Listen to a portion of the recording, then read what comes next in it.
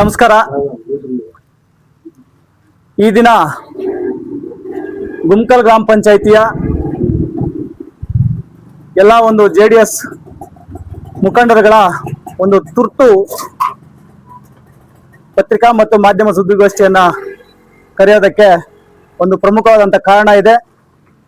ಅದಕ್ಕೂ ಮೊದಲು ಈ ಒಂದು ಪತ್ರಿಕಾಗೋಷ್ಠಿ ಮತ್ತು ಮಾಧ್ಯಮಗೋಷ್ಠಿ ಒಂದು ಕಾರ್ಯಕ್ರಮಕ್ಕೆ ಆಗಮಿಸಿದಂತಹ ನಮ್ಮ ಗುಮ್ಕಲ್ ಗ್ರಾಮ ಪಂಚಾಯಿತಿಯ JDSನ ಸೀನಿಯರ್ ಲೀಡರ್ ಆದಂತಹ ದೇವರಾಜ ರೆಡ್ಡಿ ಅಣ್ಣ ಆಗಿರ್ಬೋದು, ನಮ್ಮ ಗಡ್ಡೂರು ಮಣಿಯಣ್ಣ, ನಮ್ಮ ಗುಮ್ಕಲ್ ಗ್ರಾಮದ ಇಂದ್ರಾರೆಡ್ಡಿ ಅಣ್ಣ, ನಮ್ಮ ಗ್ರಾಮ ಪಂಚಾಯತಿ ಸದಸ್ಯರು ಗುಮ್ಕಲ್ ಗ್ರಾಮ ಪಂಚಾಯತ್ ಸದಸ್ಯರಾದಂತಹ ಜಮೀಲಣ್ಣ, ಬೈಪಲ್ಲಿ ಗ್ರಾಮ ಪಂಚಾಯತಿ ಸದಸ್ಯರಾದಂತಹ ಮಹಬೂಬ್ ಪಾಷಾ ಅವರು, ಇದೇ ಗುಮ್ಕಲ್ ಗ್ರಾಮ ಪಂಚಾಯತಿಯ ಇದೇ ರಾಯಲ್ ಮಂದಿನ ಗ್ರಾಮ ಪಂಚಾಯತಿ ಸದಸ್ಯರಂತಹ ರಮೇಶ್ ಅವರು, ಹಾಗೂ ಇನ್ನ ಹಿರಿಯ JDSನ ಎಲ್ಲ ನಾಯಕರು, ರಾಯಲ್ ಮಂದಿನ ಸಿರಣ್ಣ ಆಗ್ಬೋದು, ಶೆಟ್ಕಲ್ ವೇಣು ಆಗ್ಬೋದು, ಬೈಪಲ್ಲಿ ಕೃಷ್ಣಣ್ಣ ಆಗ್ಬೋದು, ಅನೇಕ ಜನ ಇಲ್ಲಿ ಸೇರಿದ್ದಾರೆ.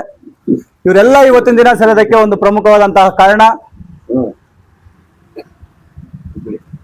ತಾಲೂಕು ಮೊದಲಿಗೆ ಈ ಒಂದು ಪಂಚಾಯಿತಿ ಗುಮ್ಕಲ್ ಪಂಚಾಯಿತಿ ಮುಳಬಾಗಲ್ ತಾಲೂಕು ಅಷ್ಟೇ ಅಲ್ಲದೆ ಕೋಲಾರ ಜಿಲ್ಲೆಯ ಎಲ್ಲ ಯುವಕರ ಹಿರಿಯರ ಮೆಚ್ಚಿನ ನಾಯಕರಾದಂತಹ ಸನ್ಮಾನ್ಯ ಶ್ರೀಮಾನ್ ಆನಂದ್ ರೆಡ್ಡಿ ಅಣ್ಣ ಅವರ ಕಾರ್ಯವೈಖರಿಗಳನ್ನ ಮೆಚ್ಚಿ ಸನ್ಮಾನ್ಯ HD ಕುಮಾರಸ್ವಾಮಿ ಅವರು ಅವರಿಗೆ JDS ರಾಜ್ಯ ಕೋರ್ ಕಮಿಟಿಯ ಒಂದು ಸದಸ್ಯತ್ವವನ್ನ ಕೊಟ್ಟಿದ್ದಾರೆ. ಈ ಒಂದು ಸುದ್ದಿ ನಮ್ಮ ಗುಮ್ಕಲ್ ಗ್ರಾಮ ಪಂಚಾಯತಿ ಅಷ್ಟೇ ಅಲ್ಲ, ಮುಳಬಾಗಲ್ ತಾಲೂಕಿನ ಜನತೆಗೆ ಅಷ್ಟೇ ಅಲ್ಲ, ಇಡೀ ಕೋಲಾರ ಜಿಲ್ಲೆಯ ಎಲ್ಲಾ ಜನರಿಗೆ ಸಂತಸ ಸುದ್ದಿಯಾಗಿದೆ. ಆ ನಿಟ್ಟಿನಲ್ಲಿ ನಮ್ಮ ಸಮಸ್ತ ಕೋಲಾರ ಜಿಲ್ಲೆಯ ಜನತೆಯ ಪರವಾಗಿ ಸನ್ಮಾನ್ಯ HD ಕುಮಾರಸ್ವಾಮಿ ಅವರಿಗೆ ಹೃದಯಪೂರ್ವಕ ಧನ್ಯವಾದಗಳನ್ನ ಅರ್ಪಿಸಿಕೊಳ್ಳೋದಕ್ಕೆ ಇಷ್ಟಪಡ್ತೀನಿ.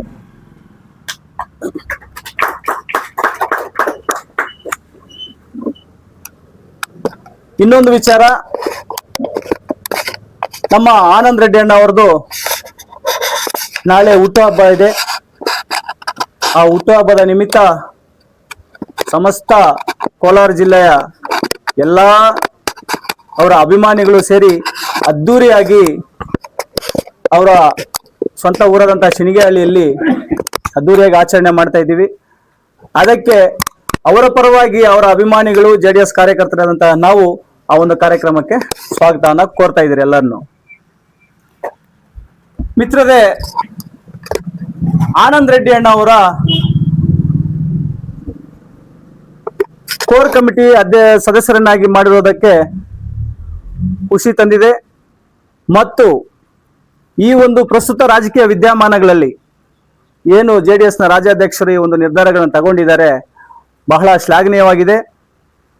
ಆನಂದ್ ರೆಡ್ಡಿ ಅಣ್ಣ ಅವರು JDS ಪಕ್ಷ ಸೇರ್ಪಡೆ ಆದಾಗಿಲಿಂದ ಸೋಲಿಲ್ಲದ ಸರ್ದಾರರಂತೆ ಪ್ರತಿಯೊಂದು ಯಾವುದೇ ಚುನಾವಣೆ ಆಗ್ಬೋದು,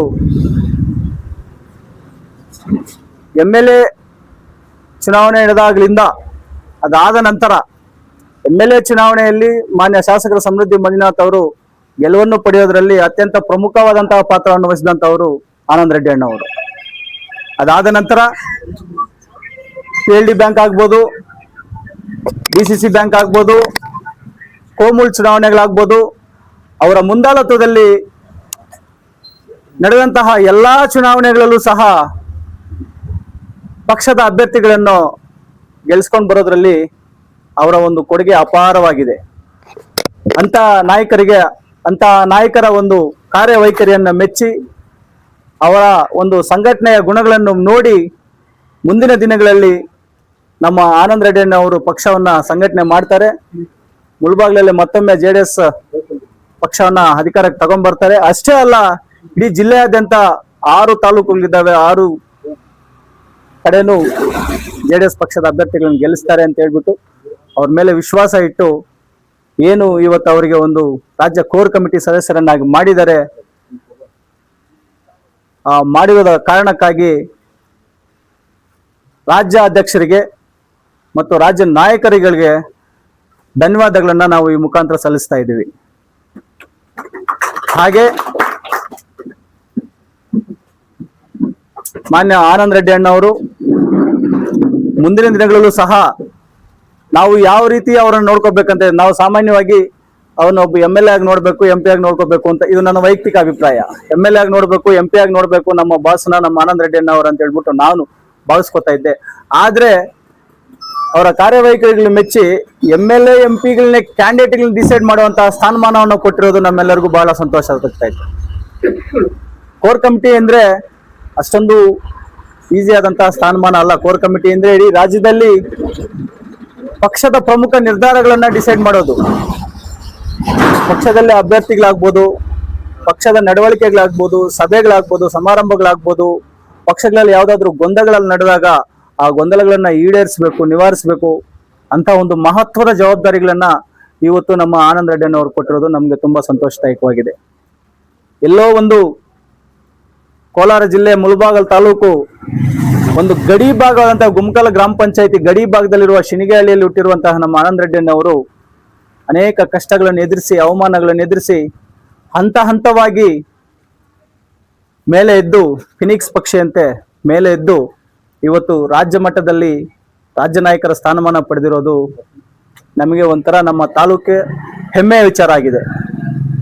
ಆ ಒಂದು ನಿಟ್ಟಿನಲ್ಲಿ ನಾನು ಮತ್ತೊಮ್ಮೆ ಈ ಪತ್ರಿಕಾಗೋಷ್ಠಿ ಮುಖಾಂತರ ನಾವು ಗುಮ್ಕಲ್ ಗ್ರಾಮ ಪಂಚಾಯತಿಯ ಎಲ್ಲ JDS ನಾಯಕರು, ಗ್ರಾಮ ಪಂಚಾಯತಿ ಸದಸ್ಯರು ಅಷ್ಟೇ ಅಲ್ಲ, ಆನಂದ್ ರೆಡ್ಡಿ ಅಂತ ಹೆಸರು ಬಂದ್ರೆ ಅವರಿಗೆ ಬರೀ ಪಕ್ಷದಲ್ಲಿ ಮಾತ್ರ ಮಿತ್ರರಿಲ್ಲ, ಪಕ್ಷಾಂತರವಾಗಿ ಕೂಡ ಮಿತ್ರರು ಜಾಸ್ತಿ ಇದ್ದಾರೆ. ಅವರಿಗೆ ಬೇರೆ ಪಕ್ಷದಲ್ಲಿ ಕೂಡ ಅವರ ಅಭಿಮಾನಿಗಳು ಜಾಸ್ತಿ ಇದ್ದಾರೆ. ಸ್ವಂತ ಪಕ್ಷದಲ್ಲಿರೋದಕ್ಕಿಂತ ಆಚೆ ಕಡೆ ಅವರ ಅಭಿಮಾನಿಗಳು ತುಂಬಾ ಜನ ಇದ್ದಾರೆ. ನಮ್ಮಂತ ಎಷ್ಟೋ ಯುವಕರಿಗೆ ಆದರ್ಶಪ್ರಾಯರಾಗಿ ನಿಲ್ತಾರೆ ಆನಂದ್ ರೆಡ್ಡಿ ಅಣ್ಣವರು.